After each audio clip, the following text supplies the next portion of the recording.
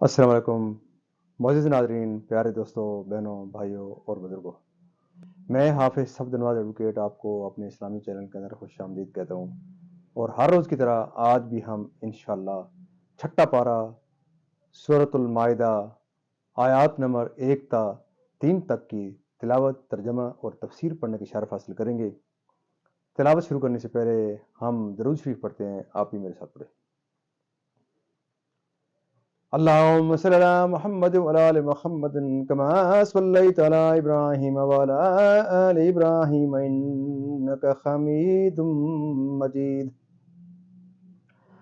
اللهم بارك على محمد وعلى آل محمد كما باركت على إبراهيم وعلى آل إبراهيم إنك حميد مجيد.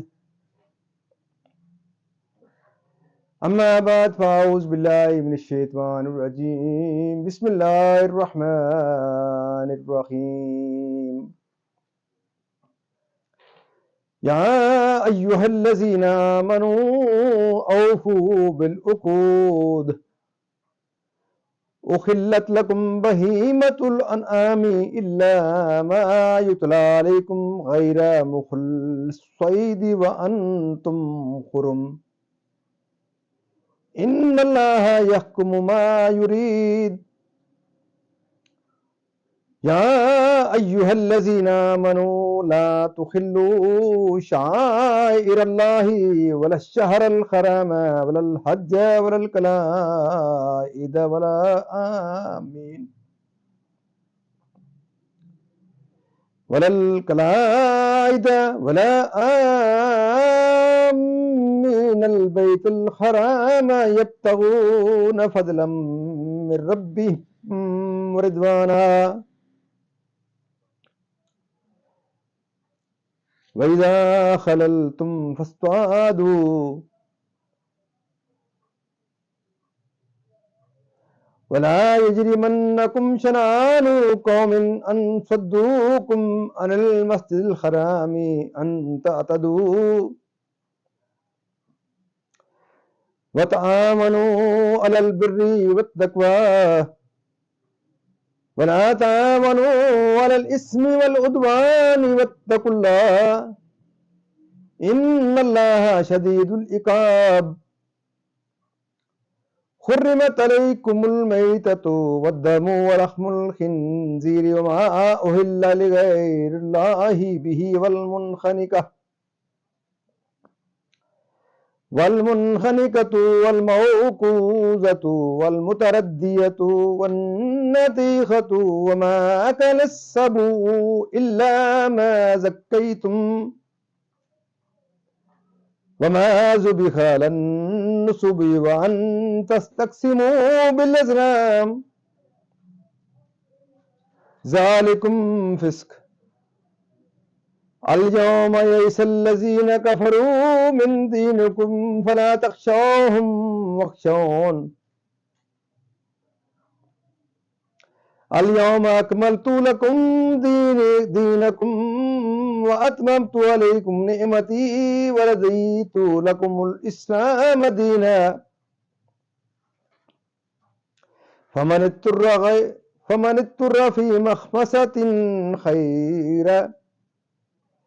اضطر في مخمسة غير متجانف لإثم فإن الله غفور رحيم. صدق اللہ العظیم. ترجمہ.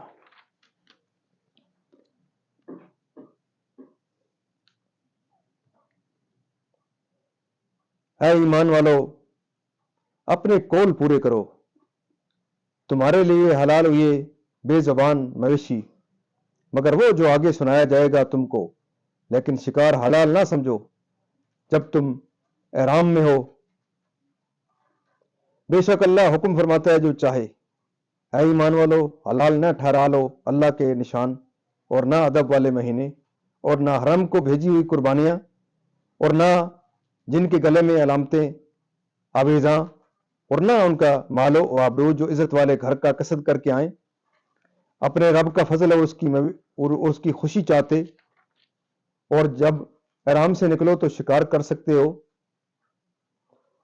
اور تمہیں کسی قوم کی عداوت کے انہوں نے تم کو مسجد احرام سے روکا تھا، زیادتی کرنے پر نہ آوارے، اور نیکی اور پرہیزگاری پر ایک دوسرے کی مدد کرو، اور گناہ اور زیادتی پر باہم مدد نہ دو، اور اللہ سے ڈرتے رہو، بے شک اللہ کا عذاب سخت ہے۔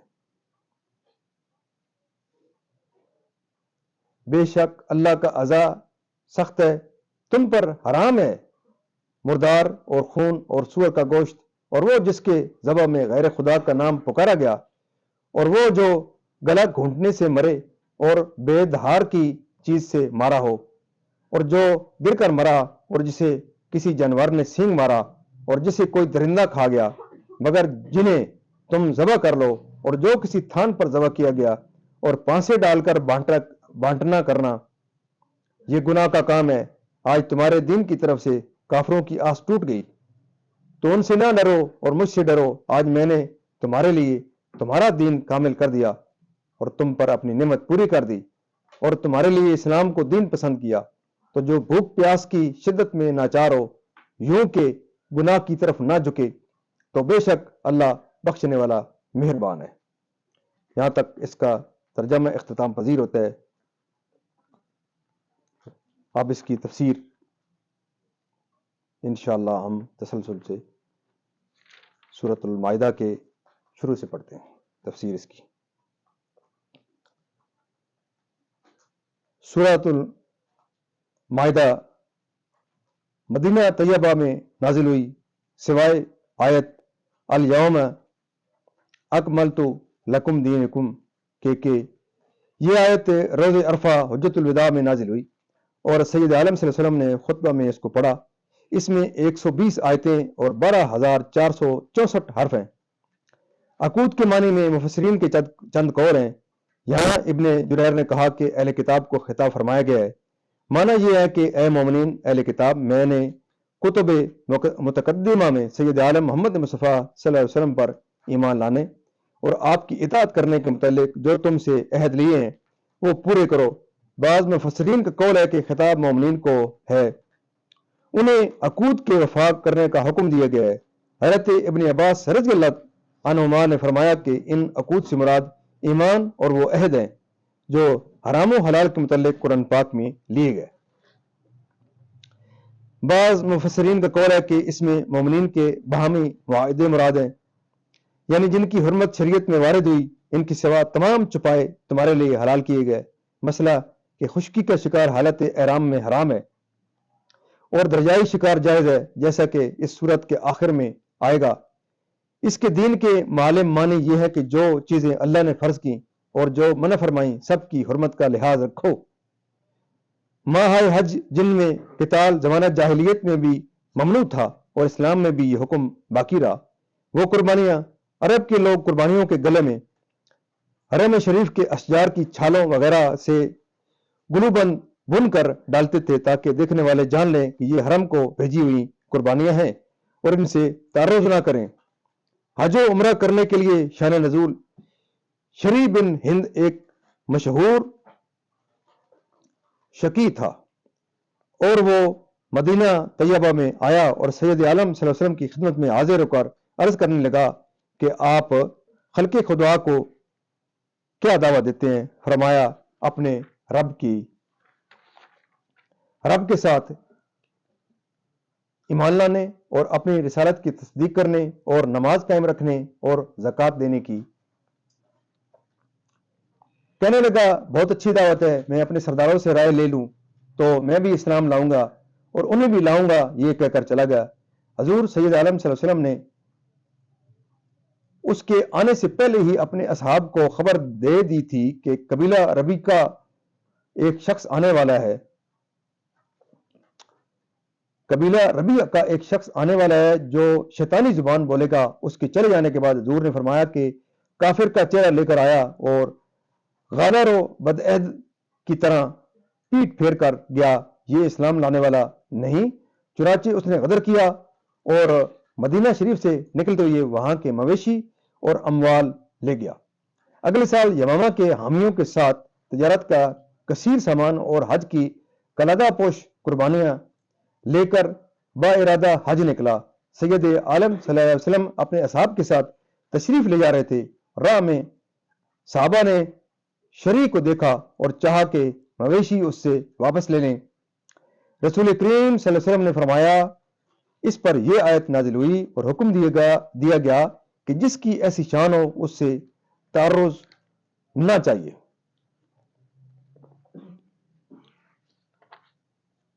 یہ بیان اباحت ہے کہ احرام کے بعد شکار مباح ہو جاتا ہے، یعنی اہل مکہ نے رسول کریم صلی اللہ علیہ وسلم کو اور آپ کے اصحاب کو روز حدیبیہ عمرہ سے روکا۔ ان کی اس معاندانہ فعل کا تم انتقام نہ لو۔ بعض مفسرین نے فرمایا، جس کا حکم دیا گیا اس کا بجا لینا برا، اور جس سے منع فرمایا گیا اس کو ترک کرنا تقویٰ، اور جس کا حکم دیا گیا اس کو نہ کرنا عتم یعنی کہ گناہ، اور جس سے منع کیا گیا اس کو کرنا عدوان یعنی کہ زیادتی کہلاتا ہے۔ معزز ناظرین، اللہ تعالیٰ کے فضل و کرم سے جہاں تک اس کی تفسیر اختتام پذیر ہوتی ہے، اللہ تعالیٰ کے دربار کے نام میں کلام مقدس کے صدقے حضور پاک صلی اللہ علیہ وسلم کی ذات و برکات کے صدقے دعا کرتے ہیں کہ اللہ تعالیٰ میں قرآن پاک پڑھنے، قرآن پاک کو سمجھ کر اور اس کے احکامات کے مطابق حضور پاک صلی اللہ علیہ وسلم کی پاک سیرت مطابق اور اصحاب کرام کے نقش قدم کے اوپر چلنے کی توفیق عطا فرمائے۔ اللہ تعالیٰ کے دربار کے درم قرآن پاک صدقے حضور پاک صلی اللہ علیہ وسلم کی ذات و برکات کے صدقے دعا کرتے ہیں کہ اللہ تعالیٰ تمام پریشانیاں دور فرمائے، تمام بیمار کو شفا کاملہ عطا فرمائے، اور اللہ تعالیٰ تمام مرحومین کو جنت الفردوس میں اعلیٰ والا مقام عطا فرمائے۔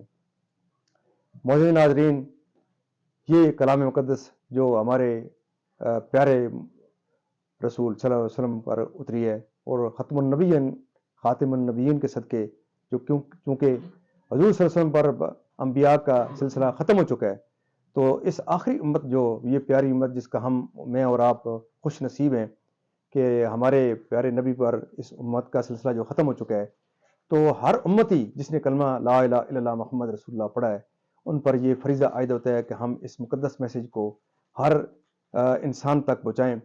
تو اس مقدس میسیج کو پھیلانے کے لیے آپ ضرور اس میں اپنا حصہ شامل کریں، کیونکہ یہ ایک صدقہ جاریہ ہے۔